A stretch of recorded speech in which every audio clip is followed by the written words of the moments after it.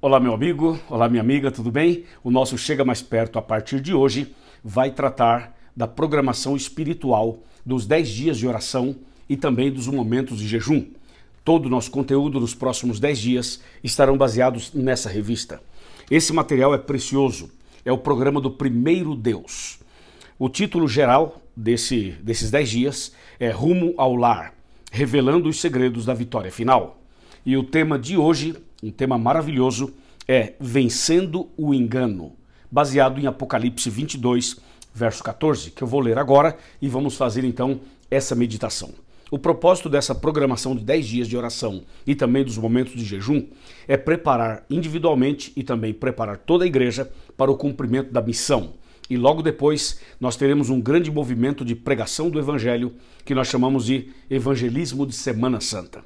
Assim que eu convido você a preparar o seu coração, pegar sua Bíblia e divulgar para os seus amigos para que mais pessoas possam assistir esse conteúdo e receber as bênçãos de Deus. Então vamos ao tema de hoje, Apocalipse 22, verso 14, que diz assim: Bem-aventurados aqueles que lavam as suas vestiduras no sangue do Cordeiro, para que lhes assista o direito à árvore da vida e entrem na cidade pelas portas. Bem, esse é um texto muito importante. Ele faz parte daquelas bem-aventuranças do Apocalipse. No Apocalipse existem 7 bem-aventuranças, e essa aqui é uma das 7. E essas bem-aventuranças traz para a gente uma mensagem muito importante. Seria felizes, seria abençoados, seria pessoas cheias do Espírito Santo, aquelas que lavam suas vestiduras no sangue do Cordeiro. É importante, primeiramente, que a gente saiba o que a Bíblia quer dizer quando fala de vestiduras. Vestiduras aqui, claro que não se refere à nossa roupa, mas é uma figura de linguagem para falar da nossa mente e do nosso coração. Essa expressão pode ser entendida com base lá em Ezequiel, capítulo 36, versos 26 e 27, quando o profeta escreve de que Deus deseja dar um coração novo para nós. Está escrito, dar-vos-ei um coração novo, uma vida nova. Então, esse coração novo é justamente essa expressão mencionada aqui, quando fala assim, bem-aventurado aquele que lava suas vestiduras no sangue do Cordeiro. Lavar as vestiduras significa ter uma vida purificada, significa ter uma mente purificada, um coração purificado, uma vida renovada. Agora, é importante que a gente tenha claramente a sequência do que a Bíblia apresenta. A salvação na Bíblia, você sabe, está em 3 tempos, no passado, no presente e no futuro. É a justificação, a santificação e a glorificação.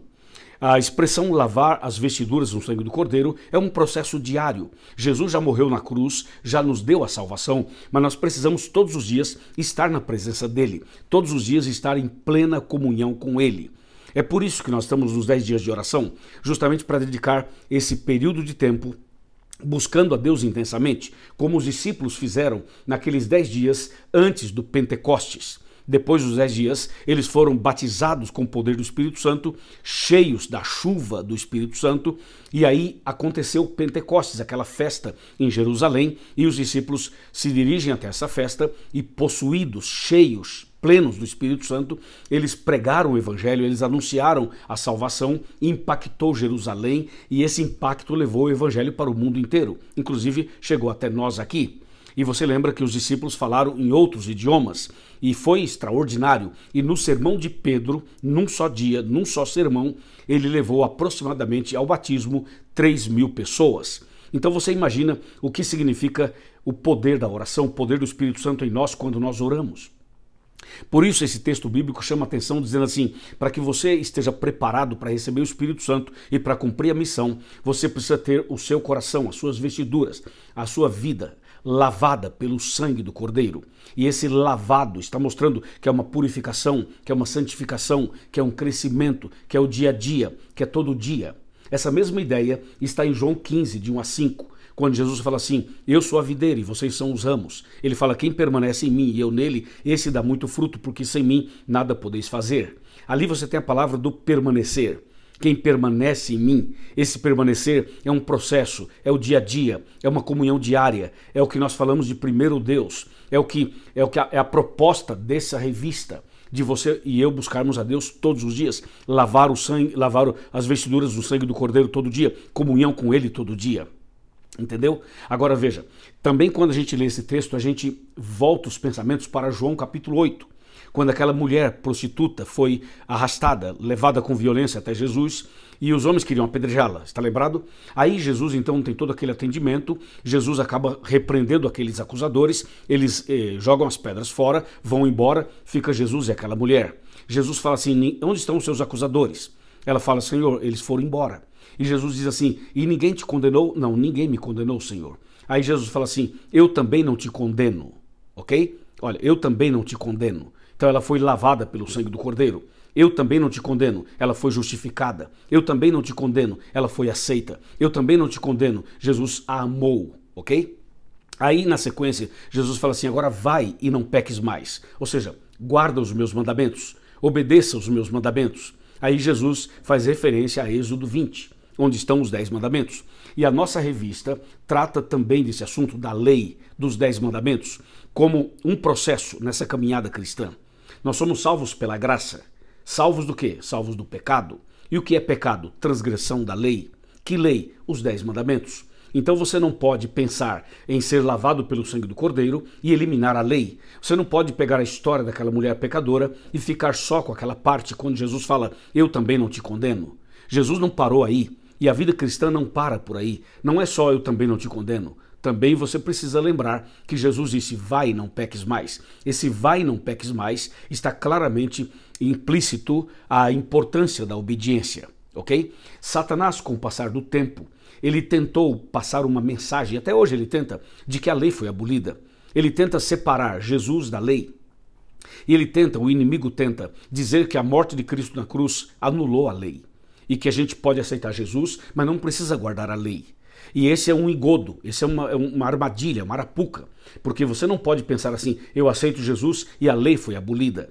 Porque Jesus não disse isso. E porque a Bíblia não diz isso. A Bíblia é muito clara quando ela fala assim, se você me ama, guarda os meus mandamentos. João 14:15.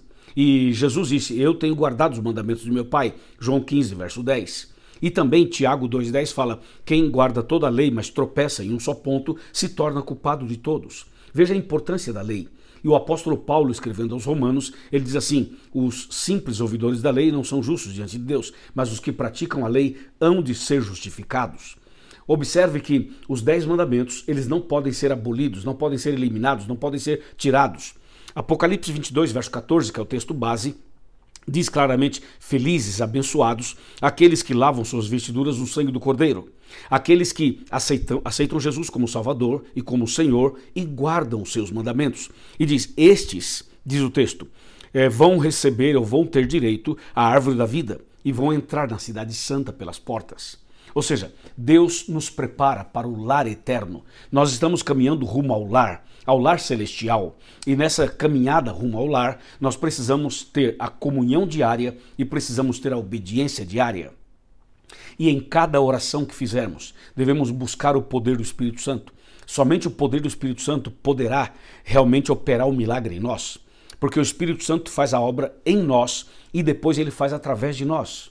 Primeiro ele faz um milagre em meu coração e depois ele me usa para levar essa mensagem e esse milagre para outras pessoas, que é a evangelização, que é a pregação da palavra de Deus. Amém? Entendeu? Então agora que você e eu meditamos nesse importante tema, que é o tema número 1, vencendo o engano de Satanás, eu quero convidar você a orar por sua família, orar por seus amigos. Faça uma lista de pessoas interessadas ou de pessoas que ainda não se entregaram a Jesus.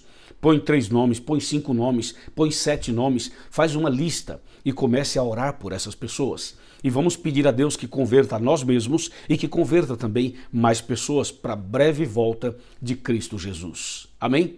Deus te abençoe. Vamos orar agora. Senhor nosso Deus, obrigado por esse momento de meditação. Obrigado porque já temos aqui o início dos 10 dias de oração e também já estamos focados nos momentos de jejum. Senhor, derrama o Teu Santo Espírito sobre cada um de nós. Derrama o poder do Teu Santo Espírito sobre nossa vida e salva-nos para o Teu reino. Abençoa também as pessoas em favor das quais estamos orando. Um filho, uma filha, o pai, a mãe, o marido, a esposa, alguém que nós amamos, que ainda não se entregou a Jesus, nós clamamos por essa pessoa. Abençoa também a tua igreja em todo o mundo, para que haja o derramamento do Espírito Santo sobre todos nós e possamos cumprir a missão e assim nos preparar para a volta de Jesus. É em nome de Jesus que pedimos e agradecemos. Amém. Amém. Que Deus te abençoe. E eu quero convidar você a procurar uma igreja adventista do sétimo dia e frequentar para receber as bênçãos de Deus. Forte abraço e até o nosso próximo tema, se Deus quiser. Amém.